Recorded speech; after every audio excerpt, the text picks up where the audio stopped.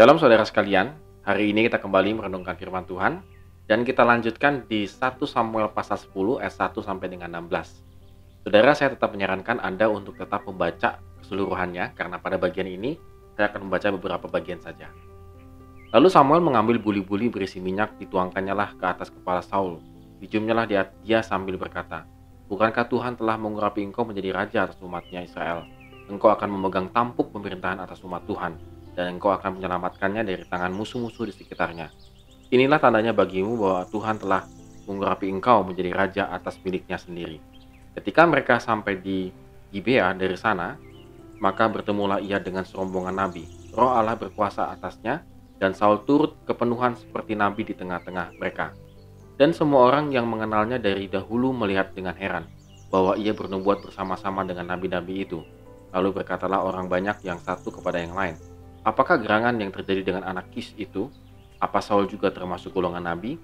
Lalu seorang dari tempat itu menjawab, "Siapakah bapa mereka? Itulah sebabnya menjadi peribahasa, apa Saul juga termasuk golongan nabi?" Nah, saudara sekalian, raja pertama Israel diurapi menjadi raja dengan suasana yang sangat sederhana. Tidak dimeriahkan dengan satu pesta dan lain sebagainya. Bahkan Saul menyembunyikan pengangkatannya menjadi raja dari pamannya kalau saudara baca di ayat yang ke-16. Jadi saudara, luar biasa bahwa Saul itu benar-benar ya sedikit low profile ya pada bagian ini ya. Dan pengangkatan Saul sebagai raja bukanlah semata-mata agar Saul dapat menikmati kedudukan dan kenyamanan hidup sebagai seorang raja, tetapi dia memiliki tugas yang cukup berat, yaitu memerintah umat Allah dan menyelamatkan mereka dari musuh-musuhnya. Jadi Saul punya satu misi yang pasti dalam kehidupannya menjadi raja, bukan untuk bersenang-senang dan juga sebenarnya di settingnya itu bukan untuk senang-senang dan juga memakai jabatannya dengan sembarangan. Ketika Tuhan memberikan tugas kepada seseorang, ia juga memberi penyertaannya. Dikatakan Tuhan memberi janji penyertaan dan janji kekuatan kepada Saul di ayat yang kedua sampai ayat yang ke-8.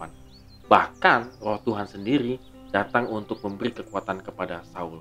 Di sini luar biasanya saudara sekalian, walaupun sebenarnya Tuhan menolak untuk adanya raja di bangsa Israel dan dia ingin sendiri memerintah dan mereka menolak Tuhan dengan meminta raja, tapi Tuhan tetap dengan setia menyertai juga kerajaannya Saul ini untuk memimpin bangsa Israel.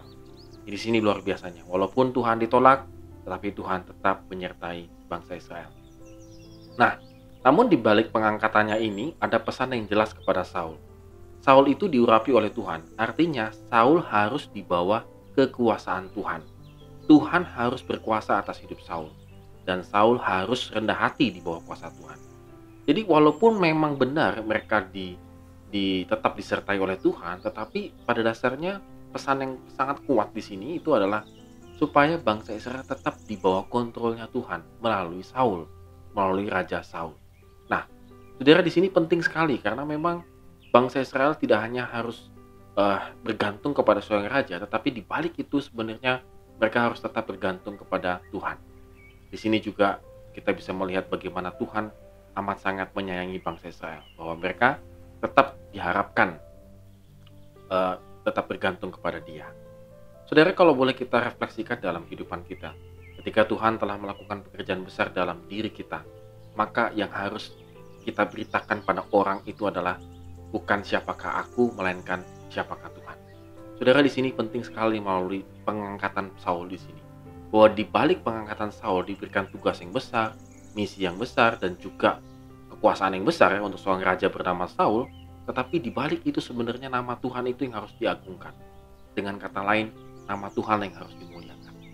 Saudara, begitu juga dengan kehidupan kita, saudara. Bahwa ketika Tuhan melakukan pekerjaan besar dalam diri kita, ingat, harusnya nama Tuhan yang kita muliakan, bukan nama kita yang semakin dibesarkan. Kita juga harus semakin bungkam tentang diri kita sendiri dan semakin banyak bicara tentang Tuhan. Saudara, di sini yang kadang-kadang kita gagal dalam kehidupan kita, bahwa kebanyakan kita berbicara tentang diri kita, bahwa sebenarnya di balik kesuksesan kita, di balik keberhasilan kita dalam menjalani hidup ini, itu adalah Tuhan yang mengendalikan kita, Tuhan yang tetap memberkati kita.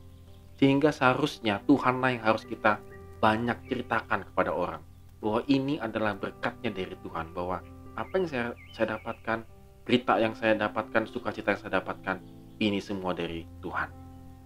Oleh karena itu, saudara sekalian, mari kita renungkan, apakah kita termasuk orang yang ketika kita sukses dalam satu pekerjaan, melakukan pekerjaan satu hal yang berhasil, apakah Tuhan itu yang semakin diagungkan? Atau diri kita, atau kemampuan kita yang semakin kita agungkan? Di satu sisi, saudara sekalian, di balik kesederhanaan Saul diurapi menjadi raja, dan juga dia bahkan menyembunyikan pengangkatannya sebagai raja. Di situ dikatakan bahwa sebenarnya Saul itu secara tidak langsung tetap rendah hati, dan nama Tuhan yang seharusnya diagungkan. Saudara, mari kita tetap rendah hati, dan nama Tuhan diagungkan dalam kehidupan kita. Amin. Tuhan Yesus memberkati kita semua.